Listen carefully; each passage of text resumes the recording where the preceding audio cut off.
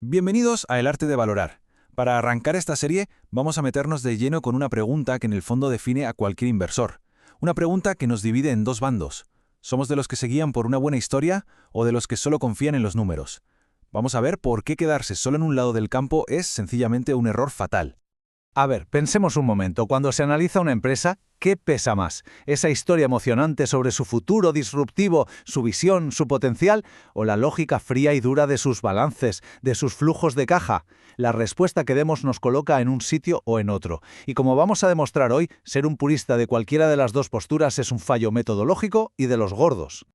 Bueno, pues vamos al lío. El profesor Aswath Damodaran, que es probablemente una de las mayores autoridades mundiales en valoración, dice que en el mundo de la inversión convivimos dos tribus. Por un lado está la tribu narrativa. Esta gente se mueve por la historia, por la visión, por la emoción. Es el hemisferio derecho del cerebro a tope. Y por otro, la tribu numérica. Los que viven en Excel, los que solo se fían de los datos, de la lógica pura del hemisferio izquierdo. Casi todos nosotros, de forma natural, nos sentimos más cómodos en un lado que en otro. El problema, que las dos tribus por sí solas están cojas. Les falta una parte fundamental de la ecuación. Vamos a empezar por la tribu de los contadores de historias. Una buena narrativa es casi magnética, ¿verdad? Es poderosísima, conecta con nosotros a un nivel casi químico. Pero claro, ese poder es también su mayor debilidad. Y es que una narrativa puede literalmente secuestrarnos el cerebro. La neurociencia nos ha demostrado que una historia potente libera oxitocina, que es la molécula de la confianza, y dopamina, que nos genera optimismo. O sea, un cóctel químico perfecto para bajar la guardia. Hay estudios como los de los psicólogos Melanie Green y Tim Brock que demuestran que cuando estamos metidos de lleno en una historia, nuestra capacidad para pillar inconsistencias o fallos lógicos cae en picado. En resumen, una narrativa brillante puede anular por completo el pensamiento crítico. Y así es como una tesis de inversión se convierte, sin darnos cuenta, en una fantasía muy bien contada. Y esta frase de Damodaran es que lo clava. Es la conclusión perfecta. Una narrativa que no se puede anclar en la realidad cuantitativa, que no pasa la prueba del algodón de los números, no es una tesis de inversión. Es, simple y llanamente, un cuento de hadas. Y en los mercados financieros, los cuentos de hadas suelen acabar bastante mal. Venga, ahora vamos a cruzar al otro lado del campamento, la tribu de los analistas numéricos. Con todo el Big Data que hay hoy en día, parece que ellos tienen la sartén por el mango, ¿no? Su lema es, los números no mienten. Pero, esto es una verdad a medias. Y una verdad a medias puede ser muy peligrosa. El gran pecado de la tribu numérica es confundir la precisión con la exactitud.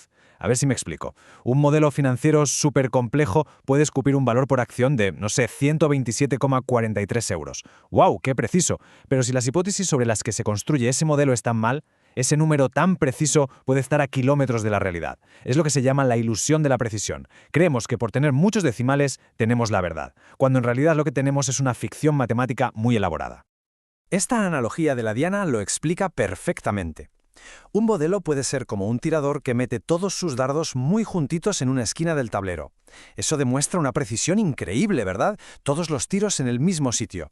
Pero si ese grupo de dardos está lejísimos del centro de la diana, del valor real, esa precisión no sirve para nada. De hecho, es peor, porque nos da una confianza totalmente injustificada en un resultado que está mal.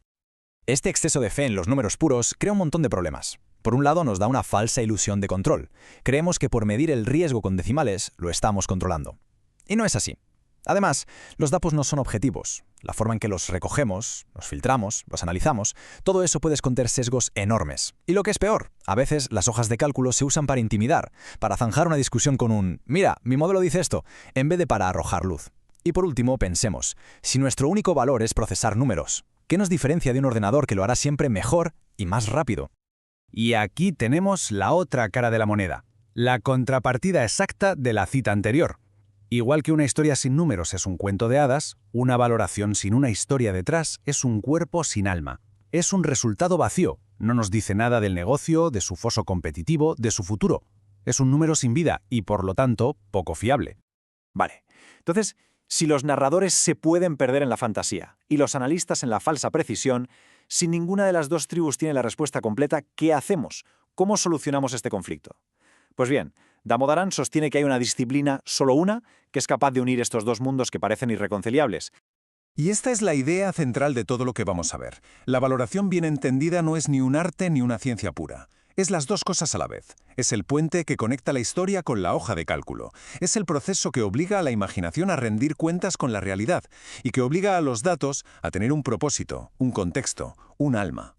¿Y cómo funciona este puente en la práctica? Pues, por un lado, somete a la historia a un test de estrés brutal. Si alguien cree que una empresa va a dominar el mundo, la valoración le obliga a definir qué narices significa dominar el mundo en términos de cuota de mercado, de márgenes, de crecimiento, y por otro lado, le da vida a los números. Una tasa de crecimiento del 20% en un Excel deja de ser un número puesto al azar. Se convierte en la encarnación numérica de una historia sobre expansión, sobre una ventaja competitiva real. La valoración, así, deja de ser un cálculo estático y se transforma en un proceso vivo y dinámico. Pero ojo, esta unión no es algo abstracto, no es solo filosofía. Exige un proceso, un método estructurado. Y aquí es donde entramos en la parte práctica. Vamos a presentar el marco metodológico de 5 pasos que propone Damodaran para construir este puente de forma sistemática. Este va a ser el esqueleto de todos nuestros análisis a partir de ahora. Aquí está el mapa completo. Un ciclo que va de la idea a la cifra, y de la cifra de vuelta a la idea. Primero, desarrollar la narrativa del negocio. Segundo, y muy importante, poner a prueba esa historia, ver si se sostiene.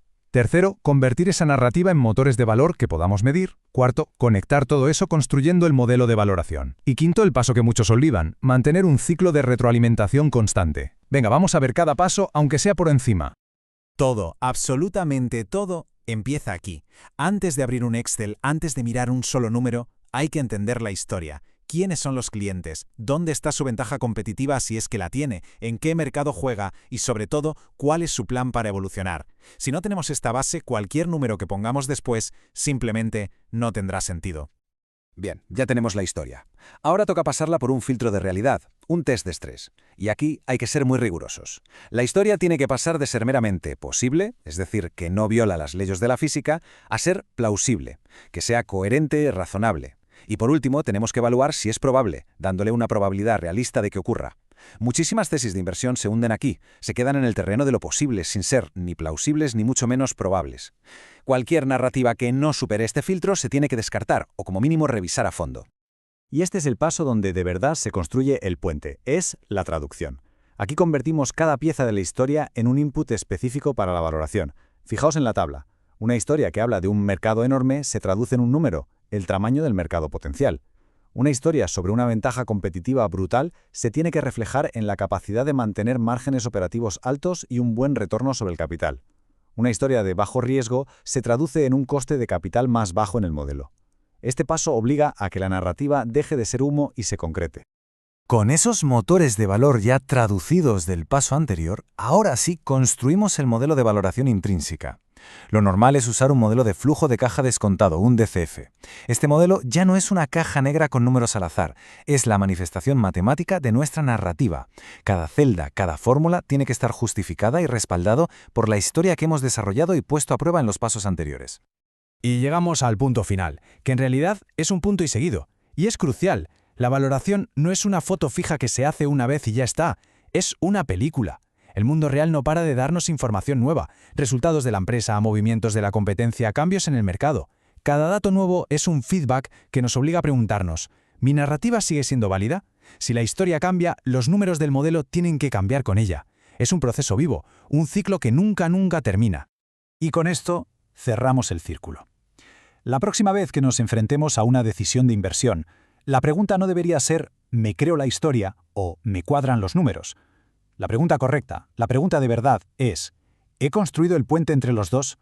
¿Mi narrativa es plausible y mis números tienen un alma? Claro, todo esto ha sido la presentación del marco de trabajo. Pero la pregunta del millón es, ¿cómo se construye una narrativa sólida desde el principio? ¿Qué piezas tiene que tener una historia para que luego se pueda traducir a números? Porque ese es el primer paso y el más crítico de todos. Y es justo lo que vamos a desgranar a fondo en el próximo episodio. Hasta entonces.